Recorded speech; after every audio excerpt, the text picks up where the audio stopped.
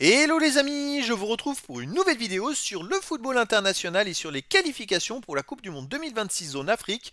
Et je vais vous présenter le match Côte d'Ivoire contre Kenya. C'est un match qui a lieu ce mardi 14 octobre 2025 à 21h pour le compte de la 10e et dernière journée dans le groupe F. Alors la Côte d'Ivoire c'est le premier du groupe F qui reçoit le Kenya. Le troisième dans cette vidéo, on va revenir sur le classement du groupe F avec les statistiques des deux équipes. On verra tous les scénarios possibles.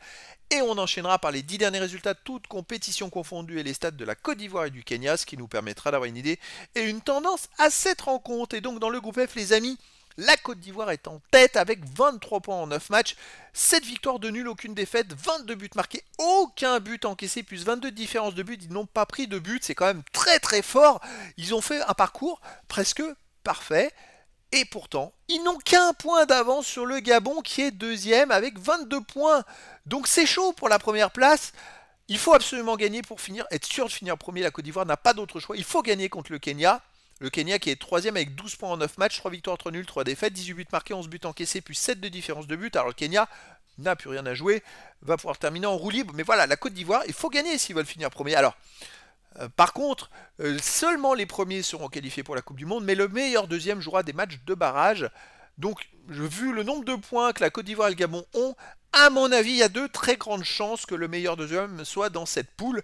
Mais ça veut dire qu'il ne sera pas forcément encore qualifié, qu'il va falloir encore jouer des matchs de barrage pour pouvoir se qualifier.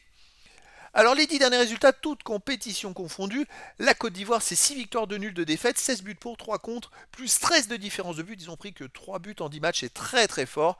Ils n'ont pas pris de but d'ailleurs sur les 4 derniers matchs où ils ont fait 2 nuls et 2 victoires.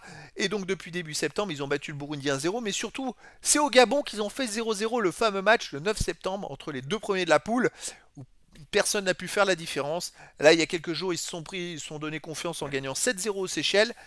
On va voir ce que ça va donner à domicile. Donc ils ont gagné 1-0 contre le Burundi sur les derniers matchs. Ils avaient perdu 1-0 contre la Nouvelle-Zélande. Ils ont battu la Gambie 1-0. Ils ont aussi battu le Burkina Faso 2-0 et le Tchad 4-0. Voilà, c'est une équipe quand même très très très solide. Les 3 buts d'ailleurs, c'est les 2 défaites. C'est-à-dire que contre la Nouvelle-Zélande 1-0 et contre le Burkina Faso 2-0, dans les 7 autres matchs, quand ils n'encaissent pas le premier but, ils ne perdent jamais. Tout simplement. En face, le Kenya, c'est pas mal. C'est vrai qu'ils sont peut-être loin au classement dans le groupe, mais regardez les 10 derniers résultats. 6 victoires, 3 nuls, une seule défaite. 14 buts marqués, 6 buts encaissés, plus 8 de différence de but. Ils sont meilleurs pour le Kenya que pour la Côte d'Ivoire. C'est quand même très très fort. Ils ont perdu effectivement contre la Gambie 3-1 le 5 septembre, mais depuis ils ont battu les Seychelles 5-0 et là ils viennent de gagner au Burundi 1-0 à l'extérieur. Avant au championnat d'Afrique des Nations, ils sont restés invaincus. C'est pas mal. À l'extérieur, donc, il reste sur une victoire au Burundi 1-0. Sinon, c'était les matchs du championnat d'Afrique des Nations et avant, en match amicaux.